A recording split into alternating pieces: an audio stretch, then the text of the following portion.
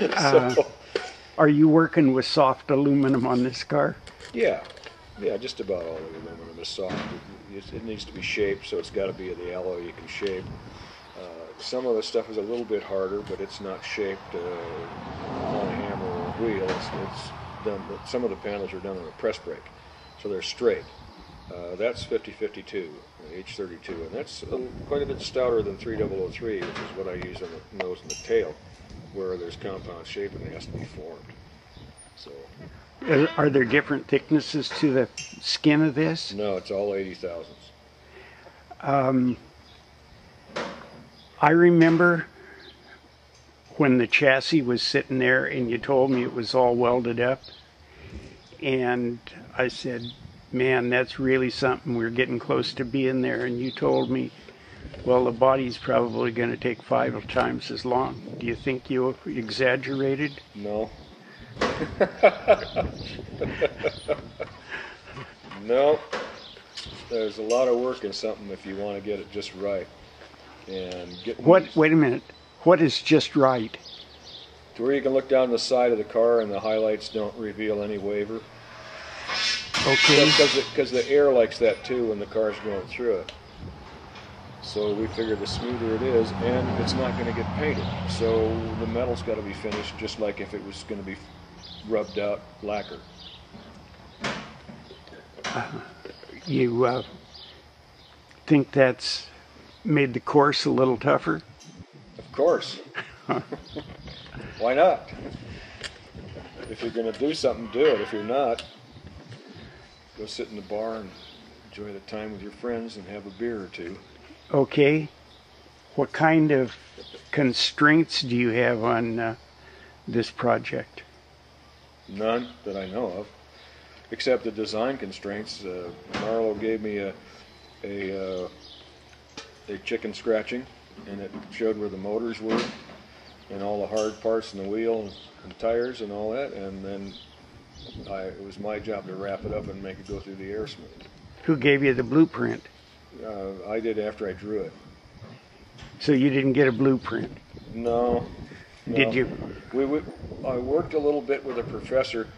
The first time we went up to see Dr. Seal at the Vehicle Research Institute up at Western Washington University, I took up kind of like a side scribble of what I thought would be okay, and he said, that looks great, just try this and try that. So I went home and I made up a model. And the model worked out to be really good, except around the nose. There was a little bit of trouble with low pressure area. Air hitting the car and bouncing up over the top of it, creating kind of a suction. So after about 8 or 10 months off and on in the wind tunnel, we finally arrived at something that really worked. It was one of those deals where you go down to Fred Meyer and get a bunch of kids clay and come back to the tunnel and just start playing with shapes. And finally got the one that worked really good. There was no low pressure areas. The car didn't want to lift at all. The color on the dust that the wind left after the fluid evaporated just showed perfect streaks of residue, what do you want to call it, dust down the side of the car. And it looked like a wood grain model. But in this case, the grain was flowing just the way we wanted it to. So by that time, the chassis and the body in between, or at least the chassis in between, had been finished, and we were waiting for the results of the wind tunnel so we could know what to do with the chassis front and back.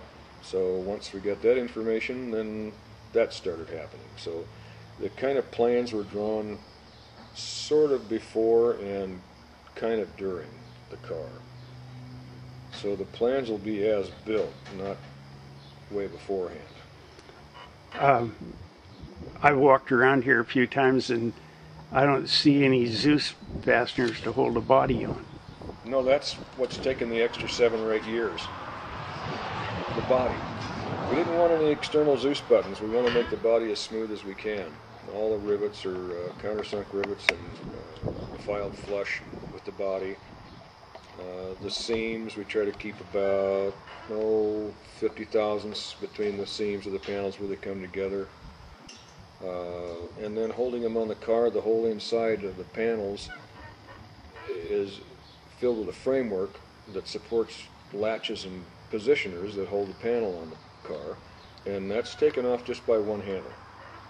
One handle will release a whole 9-foot long panel, and it's off the car, and you don't have to worry about the provisions for Zeus buttons. They'd have to be everywhere. You couldn't get to the engine or anything through the side of the car if you had that many Zeus buttons holding on. So we decided right away not to even just forego the Zeus buttons altogether.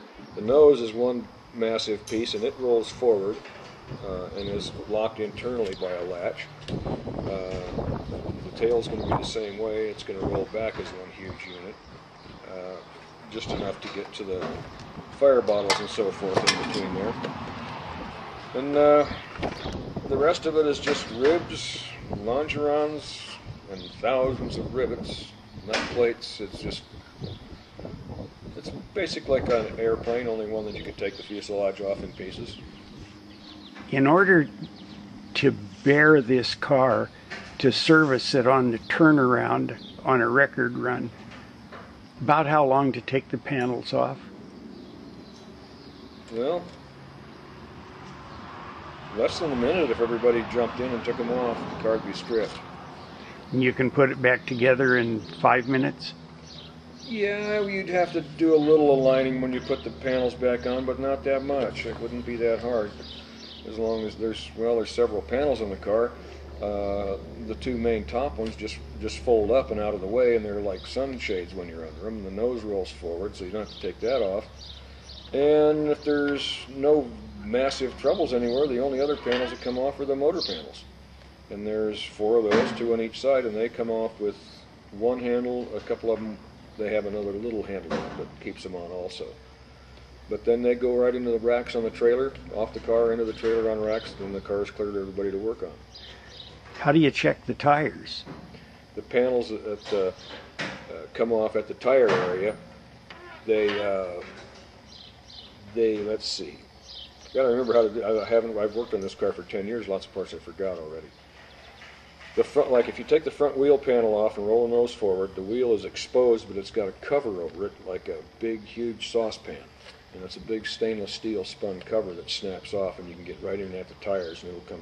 The tire, if it needs to be changed, can be pulled straight out, put right back on. The cover snaps back on. The side panel goes on, and the nose is put back. So the same in the rear. We haven't figured exactly how the rear panels are going to work because there's a wheel fairing involved there. So it's going to have to be split in probably 3 or 4 different pieces to come off. That's each side. Because we want to only have to take one panel off to check the rear tire. One body panel and one protective stainless pan inside. How close to the ground is this car? The underside of the body is 3.5 inches off the ground, and the wheel fairings are going to be 1 inch off the ground.